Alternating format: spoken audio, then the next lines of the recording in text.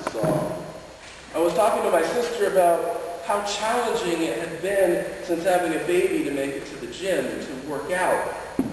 How much time that takes, and she had just had a baby as well. And she said, well, my husband Ryan, 6 weeks after Justin was born, ran a 40-mile race. Now, before my sister got into these races, I didn't even know they existed. See, she started out with something called adventure racing when my other sister got married back in 2001. And maybe that's the thing like the Eco Challenge that you saw in USA a few years ago, where you go through the woods, you got bugs all over you, you get leeches on you, and you get huge blisters, you row, you bike, you do crazy things, like a biking section where all you do is carry your bike. And she's moved on from that a little bit now. They've made it to nationals, and so there's something new called ultra marathons. You know, for many people, that ultimate goal of I can do the hardest race possible is running that 26.2 miles. Well, Ryan ran 40, and they had a magazine about ultra marathons, and there are races of 100 and even 200 miles through the woods. It's these sort of races that the author of Hebrews is talking about in chapter 12. Ultra marathons, not a sprint, but an ultra marathon.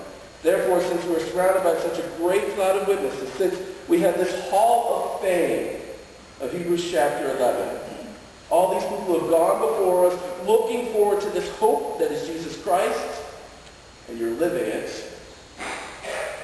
Let us throw off everything that hinders and the sin that so easily entangles. Getting ready for this race. It's like modern day, taking off your sweats as you get ready for a race. Getting down, like Michael Phelps, to the skin that's better than skin that he wears when he swims. Getting rid of anything that can hinder and the sin that so easily entangles. And let us run with perseverance the race marked out for us. The Greek word is tracheia, where track comes from. This race, this ultra marathon, because we're talking about our life in faith.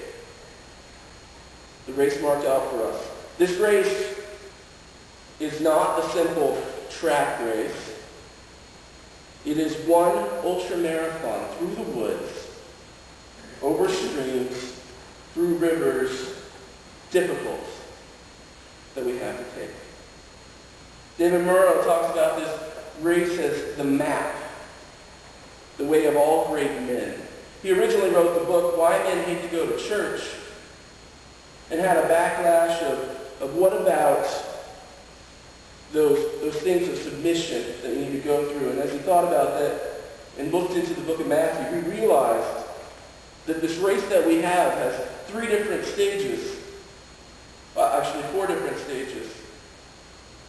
But 3 different stages of that race, of this ultra marathon, going up a mountain, going through the woods, an ultra marathon. Let us fix our eyes on Jesus, the author and perfecter of our faith, who for the joy set before him endured the cross, scorning its shame, and sat down at the right hand of the throne of God. The thing about these ultra marathons is the first thing you have to do to run the race is you have to register. You have to be part of the race. You have to go through the gates. That gate, Jesus says, is himself. There are many people who try to go through a faith walk, a religion that's about themselves.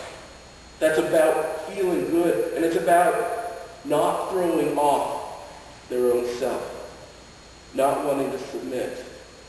And in ultra marathons and in these races, these are known as bandits. The people who jump up on the race course in the middle or try to race without being registered. And for the case of these ultra marathons and these races on the trails, it is a problem because usually they have very restricted numbers of people that they can register because of it being in nature. It can't be like the Boston Marathon with 1,000 people. It's very limited for who they can get to run. And so anytime a bandit comes to to race, they make it more difficult for the rest of the people in the race. They make it possible that the race may not occur again, and they can lead other people astray. It's also this way in our race of faith.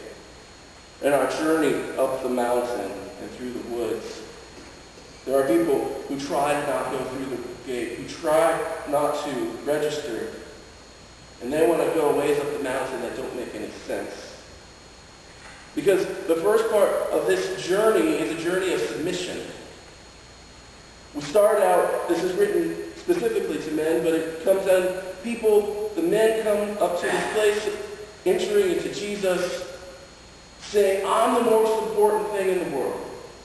I can take care of anything. I'm strong, I'm rugged, I can do it.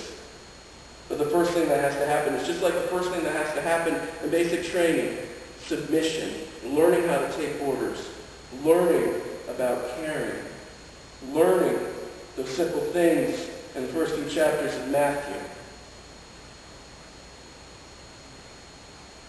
Going into that submission.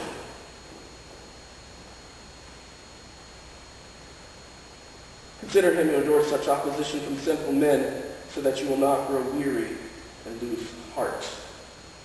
The other thing about the ultramarathons is they're so long, it's not just something simple where you stake out the race course.